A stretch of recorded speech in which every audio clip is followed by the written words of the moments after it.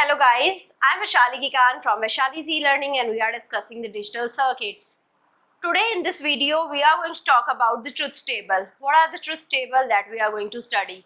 So as of now we already know what is the Boolean algebra. In the previous classes we already had discussed the Boolean algebra, right? So we know what are the constant, we know what are the variables, we know what is a Boolean function. So now I am moving to the Boolean functions. To represent a Boolean function with all of the possible input and to get all of the possible output, we require a truth table.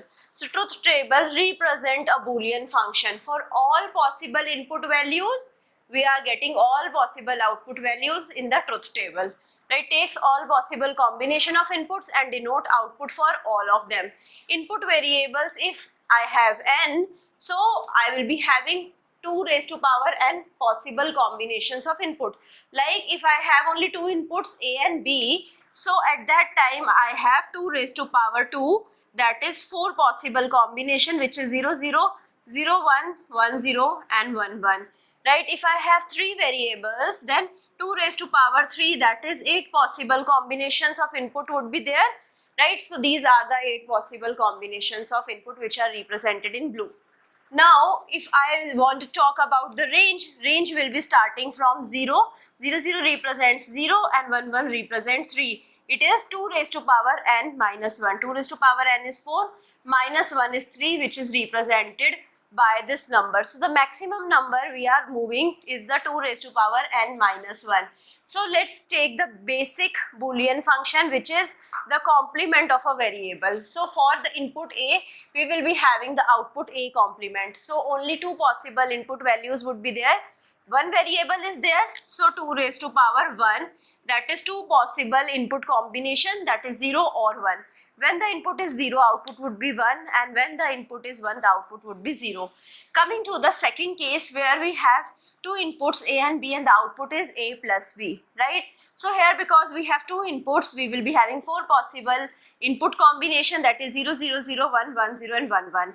When I have 0 0 input, a plus b would be 0 for all other possible cases.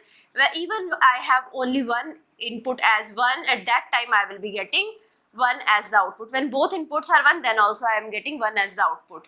Coming to the next case where we have 2 inputs a and b, again I will be having 4 possible input combinations, 0 0 0 1 1 0 1 1, and the output is denoted by a dot b. Whenever we have one of the 0 in any of the input or both 0, I am getting the answer output to be 0. When I have both ones, then only I will be getting 1 as the output. Coming to the second case, here we are going to show you how we can solve the problems using the truth table method. So if I have the inputs a, b and c, I need to find out a plus b bar c. Right, I know what is a, right? For a, b and c I can take all possible input combinations, 0 0 0 0 0 1, 0 1 0 0 1 1, 1 0 0 1 0 1, 1 1 0 1 1 1, right? These are the all possible input combination. Now I can find out b bar. Right, b bar would be the inverse of b. Here we have 0 0 1 1 0 0 1 1, so I will be having 1 1 0 0 1 1 0 0, right? Inverse of b I have taken. Then I am going to multiply this inverse of b with the c. So I am going to take the dot operation between b bar and c. Now b bar is 1, c is 0, I am going to get 0. When both are 1, I am going to get 1. Both are 0 0, 1 is 0, I am going to get 0. Both are 1 1, one of them is 0, I am going to get 0. So now I know what is b bar c, I know what is a. So output a plus b bar c we can find out. For 0 and 0, I am going to get 0. For 0 and 1, I am going to get 1. For 0 and 0, I am going to get 0, 0, 0, 0, 1, 0, 1, 1, 1, 1, 1, 0, 1 and 1, 1, 1, 0, 1. So in this manner, we can find out the output for all possible input for a plus b bar c. I hope you understood how we can find out the truth table for any of the Boolean expression and how we can define the various Boolean expressions if we have the output, right? So when I have the output is equal to 1, at that time I can see, right, if I have to represent this equation, so if I don't know what is the output variable, right, so a plus b bar c I don't know. So what I'm going to do, I'm going to see where at all places it is 1, right? So here At all these places it is 1. So at that time I am going to represent here. So for this it is 1, it is represented as A bar, B bar, C, right? So A bar, B bar, C. Plus here it is 1, I am going to represent it as A, B bar, C bar, right?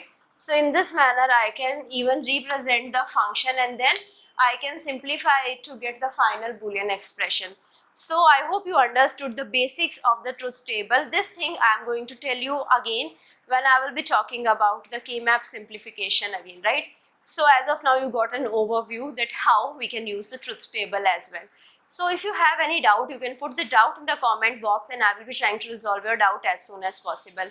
I hope you like this session. If you like it, please push the like button, subscribe to the channel, share it with your friends, and also give me your feedback. Thank you so much. And also please don't forget to download the Vaishali's e-learning mobile app from the Play Store. Thanks once again.